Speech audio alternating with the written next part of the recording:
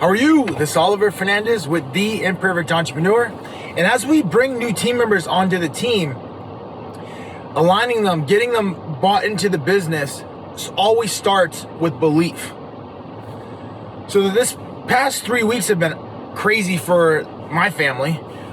We've had 2 ear infections. Our daughter got the first one, Liliana, and our son, Oliver Glenn, got the second one. And they're working through them, but it's been a crazy week in terms of like pushing goals to finish the year strong / keeping the family in good health so that we can we're all in good spirits. So we've been bringing on new team members, and these are all high performers, right? And the way McKinsey and the way we've been taught to lead our organization is different than 99% of the organizations out there, including the biggest organizations in the world. And when we're bringing team members from these massive organizations, they're giving us this feedback in our one-on-ones. They're like, I've worked for multi-billion-dollar companies and no one's ever sat me down and walked me through this. No one's ever asked me what my personal goals are, what my real professional goals are, what my financial goals are, and then how we can all work this together, whereas the business is hitting its goals like I can hit my goals. And that's inspirational to hear that as the owner of the company, that we're doing things that are different than even the biggest companies in the world. And at the same time, it's a little concerning for me. And the reason why it's concerning is because we have to, as business owners, we have to break through all of the old baggage that these new team members are coming on to our team with. And we've got some new team members, and like, honestly, skill set, it's like 8, 9, 10. Like, skill set is there. Like they understand exactly what needs to be done. They can actually do what needs to be done. I almost compare it to a good running back. You know, you give you hand the ball off to the running back, and they can make people miss. You know what I mean? They got the government, I'm going to tackle you, and they make the guy miss. And then they stiff arm the linebacker, and then they run through the safety. Like, good team members that are 8, 9s, and 10s can do that, right? They can get and move your company to the finish line. And the people we've been bringing into the organization can do that, right? But there's some additional baggage that we need to work through and break through for them to be consistent with it. And the reason why I say that is because it all starts with your belief. And the way these big organizations, and this is just my interpretation of it, because I've worked for a big organization for 6 months and I got laid off. They gave up on me. I didn't give up on me. I kept moving forward. I kept getting better. And I'm grateful for that situation now. But like, now I'm recruiting the people from these big organizations. And now I have to work through the baggage that these new people are coming to my organization with. And the first thing is belief. Like, even during the interview process, I'm asking, wait, what's your goals? And people have big goals, right? But they're like almost like leveled goals. Like, you know, I want to be able to, make 5% more or 10% more. And like, great, that's no problem. Let's make it happen. You know, like, I know what this business can produce if, and the key word is if, you come into the organization and move things forward. And now all of a sudden, now it's not just one person executing on things. Now we got 3 high performers executing on things and moving projects forward. Now instead of being able to do $10 million a year, we can do 40. Like, I know the results we can produce. So that 10% or that 15% or that 20% is peanuts if you come in the organization and do everything you say you can do. But for you to come in the organization and do everything you say you can do, you have to have the belief that it's really possible for your life. Because if you don't have the belief that it's really possible for your life, yeah, you'll come in the organization and my dad used to always use this term. And my dad was my first mentor. And this, this kind of stuck with me, but it's also a limiting perspective on team members, right?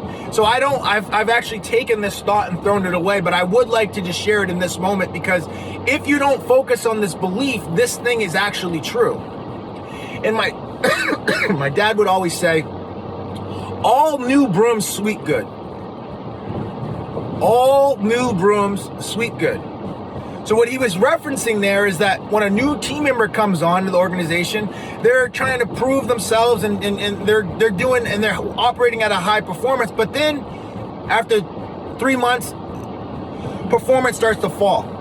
And the reason why performance starts to fall is because the belief never changed from the previous organization. The belief that the goals and the targets that I'm telling these people that we can hit, really, they don't really believe it. They don't really believe it. So therefore, their activity follows belief. So if they don't really believe it, then their activity is going to start to plateau or fall off. And for me as the business owner, and for me as the person that's the leader in the organization, I can't have that, right? Like I gotta hold everybody accountable, and at the same time, my team members need to hold themselves accountable, right? And the reason why we need to hold ourselves accountable is because we have targets we need to hit, and if performance is plateauing or performance is falling off, then all of a sudden we brought this new team member on, and we were supposed to hit bigger goals, and now we're not hitting those goals, or we're coming close, but we're not really doing what we need to be doing to hit the targets that we need to hit to actually keep all these new team members. So what I've been doing is now working on my belief.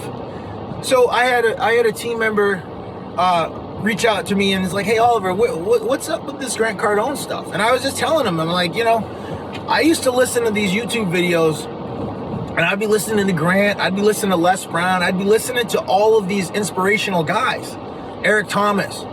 And these guys used to have me so fired up, you know what I mean? Like, they had me so clear on what I wanted to create. It wasn't just like pumped up, all this foolishness. It was like inspired about like what I could actually do for my family, what I could do for myself, what I could do for my team, what I could actually create in this world. And it inspired me so much that I actually went out there and started creating some of this stuff, right? And what those guys were working on was they were working on my belief. So I was telling my team member that, and I was like, also I was telling him that, like, I just was listening to the YouTube videos, the free stuff. I didn't even realize that these guys had events. I didn't realize that you could get close to these guys. I didn't realize that you could, sit right in front of these guys and have real conversations and ask your own personal questions to these guys. So like when I hear people say, oh, I don't have a mentor or this and that, like Les Brown was my mentor in the beginning, and I've never even met Les Brown. Never met Les Brown in person. And he mentored me and guided me, and honestly, I would not be here today if I didn't have Les Brown in my life. Like, he used to say things that, like, I was at a point where I was 24, 25 years old, was in the hole $500,000, had never even made six figures to that point. And now all of a sudden I hear a guy saying, if you can look up, you can get up. I'm like, whoa, where's he? Because that's where I was down. I felt down. I was in the dumps, man. He's like, hey, Oliver, if you can look up, you can get up. And it's like, yeah, you know what? You're right. He's like, it ain't over until I win. So I started saying that stuff in my head, man. I was like, hey, Oliver, it ain't over till I win. It ain't over till I win. When I was up in the morning, it ain't over till I win, Oliver. It ain't over till I win. I'd say it at night when I was grinding. It ain't over till I win. It ain't over till I win. And I started embodying that mentality. And that mentality was my belief. And I told this to my team member, and then all of a sudden, like, I hear him listening to, he Googled that person's name. He's like, and like, I'm totally good with listening to, I'm totally good with him listening to that stuff on company time. Why? Because I know that the same way that stuff worked on my belief, it's working on his belief. And honestly, if he can embody that mentality, if all my team members can embody that belief shake up, we're not going to have a problem updating and correcting their actions. Because again, actions will always follow belief. Belief is always first. Then it's operational effectiveness. And operational effectiveness is just a fancy word for actions. Belief, operational effectiveness, which is your actions, and then leadership. I can only lead someone that has the belief and then is willing to take the actions. I can't lead someone that has poor belief. And I can't create belief for someone. I can inspire belief. I can do what I can to inspire it. But at the same time, I love the help. So it's like, great, let these other mentors that have mentored me and got me inspired and got me seeing the big picture about what was really possible for my life if I changed my belief about what was possible for life and started taking the actions that were going to help me get to where I wanted to get to. So as we bring these new team members on, we have to make sure that we're not just focusing on actions, because actions will last for a period of time, but we also need to erode some of their old belief patterns, because those old belief patterns are the things that are going to drive the activity. And if a belief is bad from their previous employers abusing them and not doing the things that they said they were going to do, and all of the games that people play out there, then they're going to come into your organization and they're going to perform well in the beginning, and then all of a sudden it's going to fall off. You're going to sit there and wonder, hey, why is it falling off? Well, it's falling off because their belief is bad, and therefore their belief was high, and then it's like eroding because the old baggage is coming and clouding their thought process. And as it clouds the thought process more and more over more and more time, then all of a sudden their activity is going to fall. And then it's our job as leaders to hold that person accountable to the things that they said were important to them. And then by holding them accountable, we need to be honest with them and let them know, hey, dude, skill set's an 8 or 9 out of 10. But dude, the willpower to want to really do the things that you've told me you want to do, a 3 or a 4. A 3 or a 4. And will is everything. You have total control over the will. Like, you have total control over how you show up every day. You have total control over what you execute on. Like, yeah, you're asking for things from the organization, but like, the organization is asking for things from you. Like, you got to bring value equal to or greater than what you're being compensated for. And if not, and I know, the same way if we were doing the same thing on a project for someone and they were paying us, and they would fire us. So like, if you don't want that to happen, you have to bring value equal to or greater than what you're being compensated. And that's how you become irreplaceable in an organization, honestly. And I always want to be in a position where I'm irreplaceable. And honestly, the reason why I want to be in a position where I'm always irreplaceable is because I know that I've done everything that I could do to make the situation go forward. And if I'm doing everything that I can do, I know that my thought process and my level of accountability for the next person and holding them accountable to doing everything that they can do to make the organization go forward is going to be pure, because I'm holding myself to that standard. And I can't hold anybody else to a standard that I won't hold myself to. So, bringing this back full circle,